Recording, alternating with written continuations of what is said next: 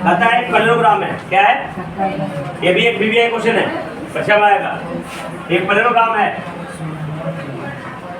देखो जी, तुम लोग पैरेललोग्राम में पढ़ाए थे ना, 10वां पीछा नहीं छोड़ेगा। पैरेललोग्राम किसे कहते हैं? जिसका आमने सामने का साइड बराबर, आमने सामने का साइड, और प्रॉपर्टी याद रखना पड़ेगा। पैरेललोग्राम का डायगोनल तुम क्या करते हैं? बाइसेक्ट करते हैं। तुमको सी जब पढ़ा रहे थे तब ये बाइसेक्ट करेगा, मतलब क्या हो गया? ओ ए बराबर ओ सी। ए का कोड कितना है? 1 2। देखना बेटा, जब भी ऐसा कोड लेना तो टेक इन ऑर्डर लेना, ठीक नहीं? ऐसा नहीं कि वो एक चाहिए, नहीं, लगातार लेना। जिधर से शुरू करना लगातार, टेक इन ऑर्डर। और कितना बेटा? 4 जाओ, 4 बाई 1 और 6 और कितना है? 3 और तुमको 1 और y का वैल्यू निकालना है, तो लिखेंगे we know that diagonals of parallelogram bisect is ध्यान देखो इधर, diagonals of parallelogram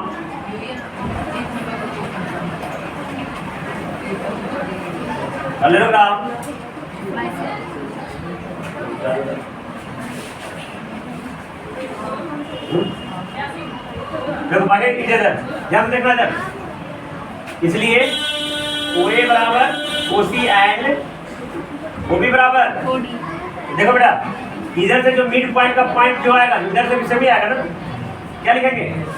1 plus x, इसका कोड कितना है? x, तो 1 प्लस बेटा में मिड पॉइंट से होगा ना, बराबर इधर से बेटा 4 प्लस 3 बेटा में दोनों बराबर आएगा, क्योंकि दोनों को पॉइंट तो वही आएगा। अब दो कैंसिल आउट, क्या हो जाएगा बेटा?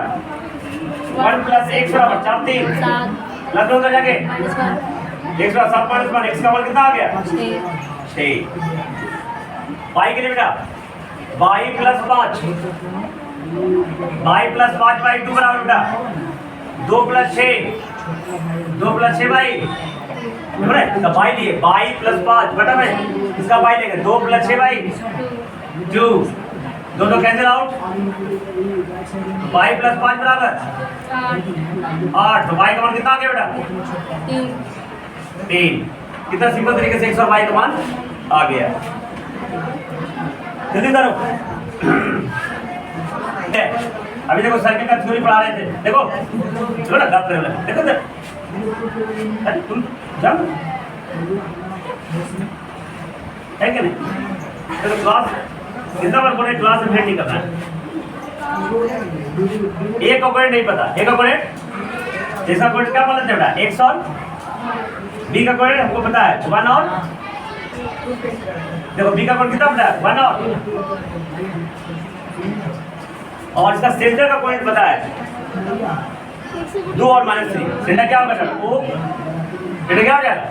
मेरा पॉइंट पता है 2 और माइनस दे लेना, तो a का कोऑर्डिनेट पता है, a का कोऑर्डिनेट निकालना है। तब तुमको पता है कि OA बराबर OB होगा बेटा, तो सिंस OA बराबर इसका मतलब O is the mid point, वही है, तो मिड पॉइंट वाला फॉर्मूला लगा देंगे। तो क्या लिख देंगे? इसलिए x, इसका x ना, इसका क्या हो जाएगा? 1, तो x प्लस 1 बटा इसका x नोट पता है 2 है बेटा, क्या लिख देंगे बराबर? अब क्रॉस मल्टीप्लिकेशन, x प्लस 1 बटा कितना हो गया? 2 प्लस 1 हो जाएगा बेटा, x बराबर कितना हो जाएगा? 4 में से किया 3। अब देखो इधर इसका y है ना, तो y प्लस 4 बटा में बराबर कितना होगा बेटा? -3। कितना देर लगेगा यार? y प्लस 4 बराबर 3 गुना, अरे समझो ना, तो y का मान कितना हो गया? -6 -4 बराबर -10। कोऑर्डिनेट क्या हो जाएगा बेटा? a का 3 और -10 आंसर हो गया।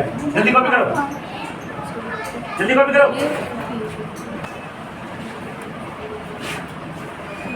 ये क्वेश्चन पिछले इस साल सीरीज में आया था, 8 नंबर क्वेश्चन है सीबीएसई में, ये साल आया था। थोड़ा सा खाली डाटा चेंज किया था, बाकी सेम टू सेम होते हैं। हाँ ठीक, ध्यान देना, ये क्वेश्चन सीबीएसई में पिछला बार आया था, इस बार तो नहीं आएगा, लेकिन देख लो फिर भी हाँ इस बार आया था, तुम लोग परीक्षा दिए उसको पता होगा तुम्हें।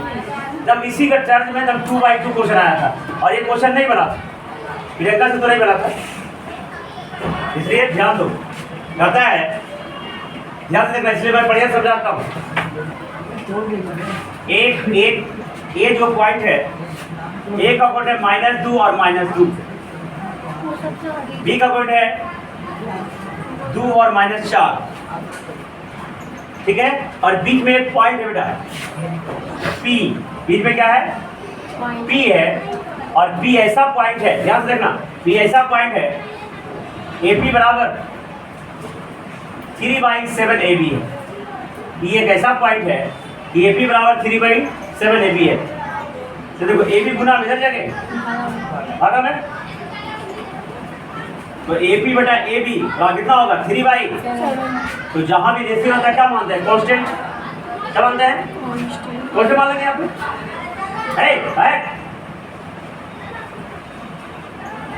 लेट द कांस्टेंट बराबर x, तो AP कितना हो जाएगा 3x। AB कितना हो जाएगा बेटा, तो AP का वैल्यू 3x और पूरा AB का वैल्यू 7x, और 7x में 3x घटा देंगे तो P भी निकल जाएगा, निकल जाएगा। देखो ये देखो, तो BB कितना हो जाएगा, नाउ BB कितना हो जाएगा 7x - 3x कितना हो जाएगा बेटा 4x।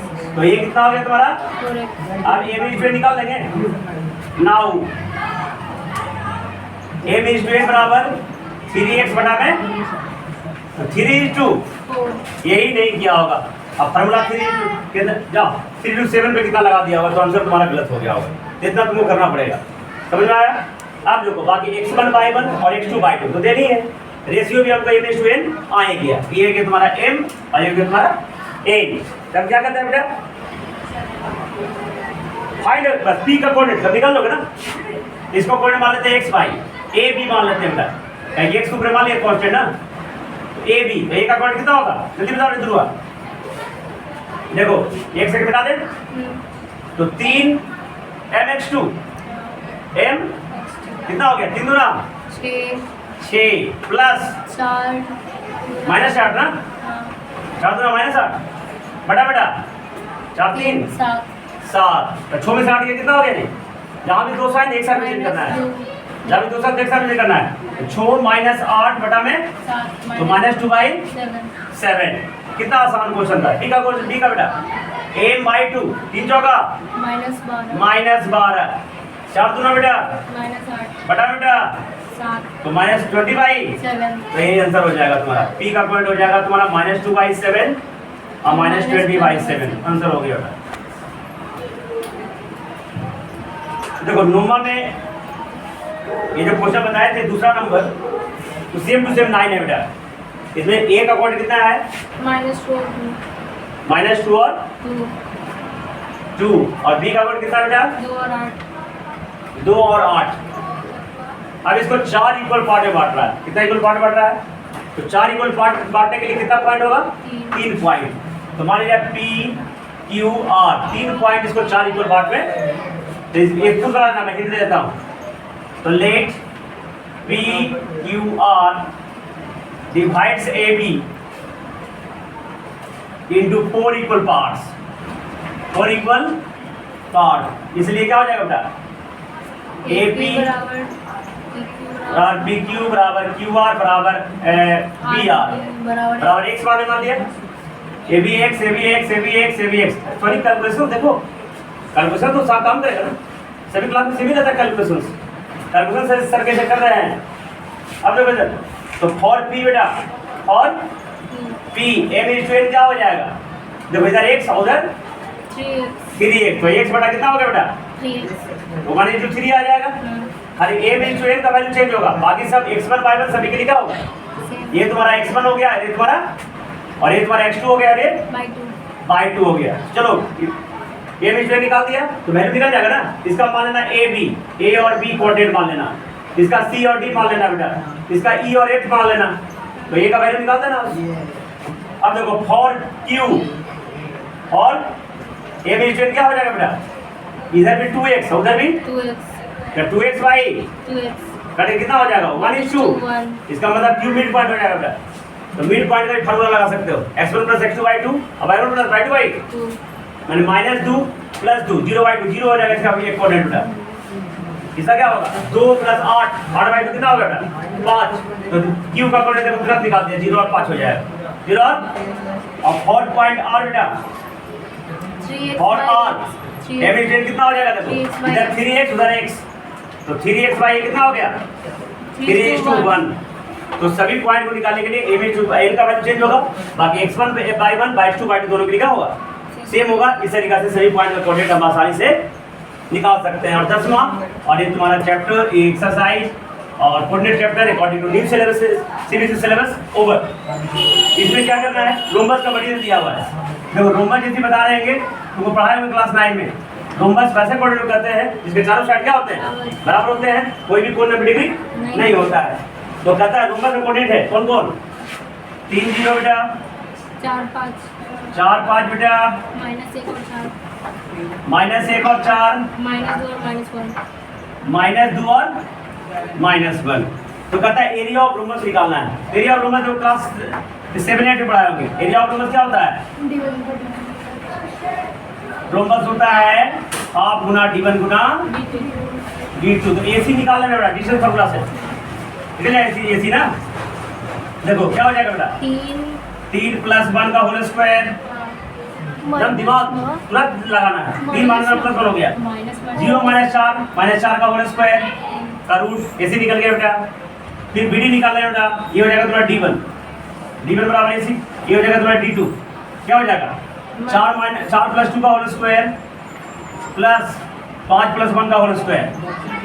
तो d1 निकल गया d2 निकाल दिया हाफ गुना कर देंगे तो एरिया भी निकल जाएगा। ये तुम्हारा चैप्टर खत्म हो गया ठीक है।